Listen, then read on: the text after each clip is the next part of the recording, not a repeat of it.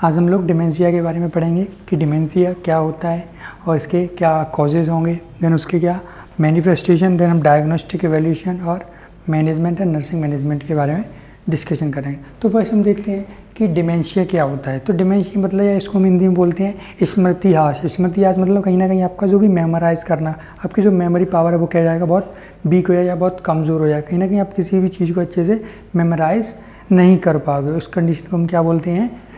Dementia. तो कहीं ना कहीं क्या होता है कि कोई भी इंडिविजुअल है क्या है, किसी भी कंटेंट को अच्छे से क्या नहीं कर पा रहा है, रिमेंबर नहीं कर पाना या उसको अच्छे से याद नहीं आना या किसी भी प्रॉब्लम को सॉल्व नहीं कर पाना या प्रॉपरली थिंक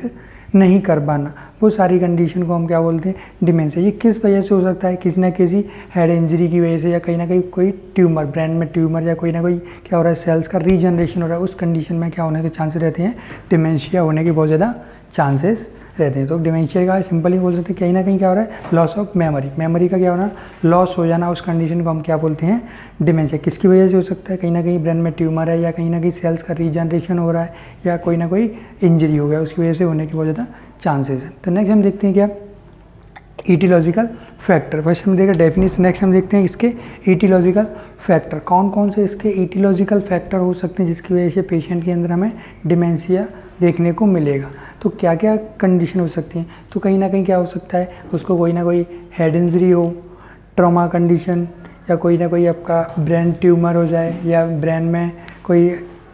इन्फ्लामेशन हो जाए, कोई इन्फेक्शन हो जाने से, या कहीं ना कहीं फ्रंटल लोब या जो भी लोब्स हैं उनमें कोई ना कोई सेल्स का रीजनरेशन होने से, क्योंकि जो हमारे ब्रेन में क्या लोब्स होते हैं, फ्रंटल, पैराइटल, टेम्पोरल, ऑक्सीपिटल, तो ये लोब्स में क्या हो जाना, कहीं ना कहीं आपका फ्रंटल लोब में एंड पैराइटल लोब में क्या होना, सेल्स का रीजनरेशन हो जाना, प्रॉपरली जो भी फंक्शन, जो भी आपके लोब्स हैं वो प्रॉपरली फंक्शन नहीं करते हैं, क्या करते हैं, प्रॉपरली फंक्शन नहीं करते हैं। तो ये सारी चीज़ें क्या कर सकती हैं, आपको डिमेंशिया कॉज कर सकती हैं। या कोई ना कोई फैमिली हिस्ट्री में कुछ इस टाइप का कोई ना कोई जेनेटिक प्रॉब्लम हो सकता है, डाउन सिंड्रोम हो सकता है, डाउन सिंड्रोम की वजह से होने के चांसेस रहते हैं, हंटिंगटन डिसीज़,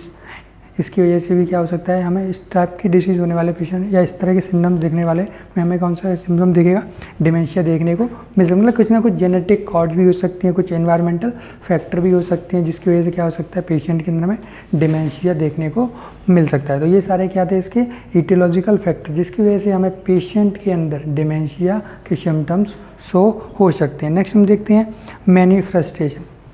कि पेशेंट के अंदर क्या क्या क्लिनिकल मैनिफेस्टेशन या साइन एंड सिम्टम्स हमें देखने को मिलेंगे, या जब डिमेंशिया से कोई भी पेशेंट सफ़र कर रहा हो तो उसकी किन किन एक्टिविटीज़ में क्या क्या चेंजेस हमें देखने को मिलेंगे। तो क्या होगा, वो कहीं ना कहीं किसी फॉरगेटलेस, कहीं ना कहीं वो किसी भी चीज़ को क्या हो जाएगा, ईजिली फॉरगेट हो जाएगा, कहीं ना कहीं रिमेंबर नहीं कर पाना, प्रॉपर वे में थिंकिंग नहीं कर पाना, कहीं ना कहीं प्रॉब्लम को सॉल्व नहीं कर पाना, सोसाइटी के साथ अच्छे से एडजस्टमेंट नहीं हो पाना, जो भी बिहेवियर है सोसाइटी के साथ या फैमिली के साथ जो भी एक्टिविटी है उनको अच्छे से परफॉर्म नहीं कर पाना, कहीं ना कहीं किसी भी प्रोग्राम या किसी भी सेमिनार या कोई भी फंक्शन को अच्छे से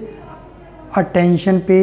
नहीं कर पाना, कंसंट्रेशन, कहीं ना कहीं किसी चीज़ को अच्छे से फोकस नहीं कर, तो कहीं ना कहीं क्या होगा, और या फिर अपना स्ट्रेस टाइप का अपने आप को आइसोलेशन कर देना, सेपरेट कर देना, क्योंकि वो काफ़ी चीज़ों को भूल रहा है, मेमोरी लॉस हो रही है, किसी कंटेंट को अच्छे से रिमेंबर नहीं कर पाना। तो ये सारी चीज़ें हमें देखने को मिल जाएंगी, या फीलिंग क्या हो जाएंगी, थोड़ा चेंज हो सकती हैं, और बिहेवियर में कुछ एक्टिविटीज़ हमें चेंजेस देखने को, स्लीपिंग पैटर्न चेंज हो जाएगा, ईटिंग पैटर्न है वो भी चेंज हो जाएगा। तो ये सारे हमें क्या मिलेंगे, सिम्टम्स हमें देखने को मिलेंगे, किसमें, किसी न किसी साइकियाट्रिस्ट जो डिमेंशिया का पेशेंट होगा। तो ये सारे हमें क्या देखने को सिम्टम्स मिलेंगे जो मैंने अभी बताए थे। नेक्स्ट हम देखते हैं डायग्नोस्टिक एवेल्यूएशन। नेक्स्ट हम देखते हैं डायग्नोस्टिक एवेल्यूएशन, कि किसी पेशेंट के अंदर डिमेंशिया है तो हम कौन कौन से डायग्नोस्टिक एवेल्यूएशन करेंगे जिससे इजीली क्या कर सकते हैं, आइडेंटिफाई कर सकते हैं, एग्जैक्ट कॉज, एग्जैक्ट कंडीशन तक पहुंच सकते हैं। तो फर्स्ट क्या होगा, हमें हिस्ट्री कलेक्शन करना है, देन हमें क्या करना है, मिनी मेंटल स्टेटस एग्जामिनेशन करना है, नेक्स्ट हमें mental status examination, then CT scan, MRI, ये सारी कंडीशन हमें करना है जिससे हम इजीली क्या कर सकते हैं, पेशेंट की जो भी कंडीशन है उसके बारे में अच्छे से पता, कहीं ना कहीं रीजनरेशन हुआ है या कहीं इंजरी है या ट्यूमर है, ये सारी चीज़ें हमें ईजिली क्या हो जाएगी आइडेंटिफाई कर पाएंगे। या किसी न किसी लोब में जो सेल्स का रीजनरेशन हो रहा है या बहुत ज़्यादा एरिया ग्रोथ कर रहा है, उस सारी कंडीशन को हम ईजिली क्या कर सकते हैं असेस कर सकते हैं CT स्कैन और MRI की हेल्प से। तो ये सारे डायग्नोस्टिक इवैल्यूएशन की हेल्प से हम ईजिली क्या कर सकते हैं डिसीज़ कंडीशन के बारे में अच्छे से इंफॉर्मेशन कलेक्ट कर सकते हैं। नेक्स्ट हम देखते हैं क्या मेडिकल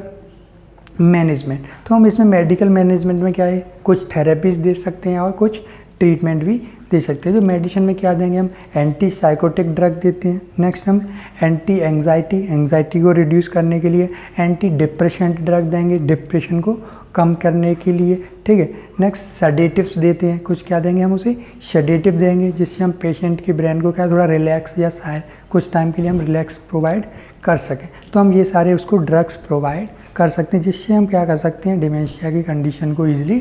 ट्रीट कर सकते हैं। नेक्स्ट हम कुछ थेरेपी भी अप्लाई कर सकते हैं, उनकी हेल्प से हम क्या कर सकते हैं पेशेंट की कंडीशन को ट्रीट कर सकते हैं। जैसे कि हम उसे इंडिविजुअल थेरेपी दे सकते हैं, इंडिविजुअली उसको प्रॉपरली थिंकिंग को अच्छा करके या मेमोराइज करा कर किसी भी प्रीवियस इमेज को दिखाकर, तो कहीं ना कहीं इंडिविजुअल थेरेपी दे सकते हैं। उसे फैमिली थेरेपी भी दे सकते हैं, ग्रुप थेरेपी दे सकते हैं, या कहीं ना कहीं उसे हम प्ले थेरेपी, ड्रामा थेरेपी या कुछ इस तरह की कॉग्निटिव थेरेपी हम उसे दे सकते हैं जिससे हम क्या कर सकते हैं पेशेंट की जो कंडीशन है उसे नॉर्मल कर सकते हैं। तो ये कुछ मेडिकल मैनेजमेंट था जिसमें हम कुछ थेरेपीज देते हैं और कुछ ट्रीटमेंट के लिए कुछ ड्रग्स अप्लाई करते हैं जिससे पेशेंट की जो कंडीशन है उसे हम ईजिली ट्रीट कर पाएंगे। नेक्स्ट हम देखते हैं नर्सिंग मैनेजमेंट कि नेक्स्ट नर्सिंग मैनेजमेंट नर्सिस का क्या रोल होगा या क्या अपना वो वर्क करें। तो पेशेंट को साथ अच्छे से क्या करना है एक प्रॉपर वे में IPR मेंटेन करना है जिससे हम पेशेंट की प्रॉब्लम को सुन सकें और उनकी प्रॉब्लम को ईजिली सॉल्व कर पाएँ। साथ ही साथ प्रॉब्लम की जो भी पेशेंट की प्रॉब्लम है उसे अच्छे से एक्सप्लेन करना है, जो भी उसके डाउट है उन्हें प्रॉपरली क्लियर करना है और जो उसका ट्रीटमेंट है उसे प्रॉपर फॉलो करना है। टाइम टू टाइम उसको सारे ड्रग्स प्रोवाइड करना है, उसके लिए डाइट प्लान बनाना है, उसे प्रॉपरली एक्सरसाइज कराना है और साथ ही साथ उसे क्या करना है एक उसे लोगों के साथ रहने के लिए एक फ्रीडम देना जिससे कि वो सारी चीज़ों को अपनी फीलिंग्स को शेयर कर सके। उसके अंदर जो भी फियर है या एंग्जाइटी उसे रिड्यूस करने की कोशिश करना है और साथ ही साथ उसे फैमिली के साथ एंजॉय करने के लिए या कुछ इस तरह की एक्टिविटी करने के लिए उसे मोटिवेट करना है जिससे कि वो अपनी प्रॉब्लम को ज़्यादा प्रॉब्लम्स की हम सॉल्व कर पाएँ। तो इस तरह से हम क्या कर सकते हैं नर्सिंग मैनेजमेंट की हेल्प से नर्सेज इस तरह पेशेंट की कंडीशन को ट्रीट कर सकते हैं या ट्रीट करने में हेल्प कर सकते हैं। तो आज हम लोगों ने किसके